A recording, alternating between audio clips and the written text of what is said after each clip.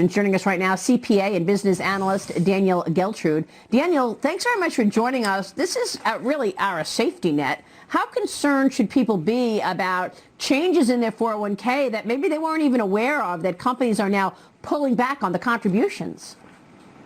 Well, there is reason to be concerned, Maria, because people now have the opportunity to put money into their retirement plans when the market has come down. So there are buying opportunities, and not to have that 401k match, for example, from the employer is going to not allow for as much money going into the plan as there could have been. So this is all going in the wrong direction for people's 401k. And obviously, if you've been looking at your investments right now in the last few weeks, you just see things going down, and then you hear about your employer changing their contributions or either lowering them or wiping them out altogether. This is not good news.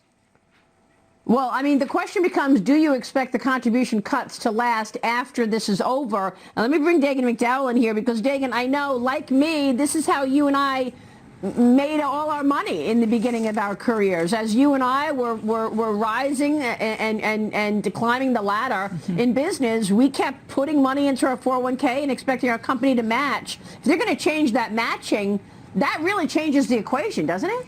It does, but people need to focus on why their employer might be doing this. You still have a job, and you want to have a job on the other side of this. So companies are literally doing anything and everything to conserve cash, because hearing from government officials, we really don't know state by state how long businesses are going to be closed down. That is locally or even nationwide. When will we be back up and running?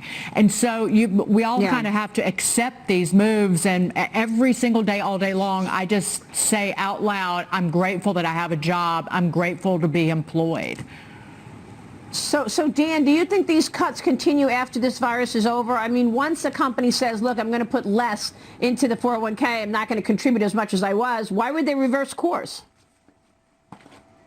I think they will, Maria. What we saw in 2008 was a similar situation where you did have companies that were either reducing or cutting out altogether contributions into retirement plans. But once that passed, the financial crisis passed, we saw that companies did go back to making the contributions. Why would companies want to do that now after the coronavirus? Because they're going to be, once again, competing for talent. So they're going to want to put those contributions back in place and try to draw the very best people that they can. Okay. All right. Well, that makes me feel better. That's a great point, Dan. Great to see you this morning. Thanks for weighing in on this, Dan.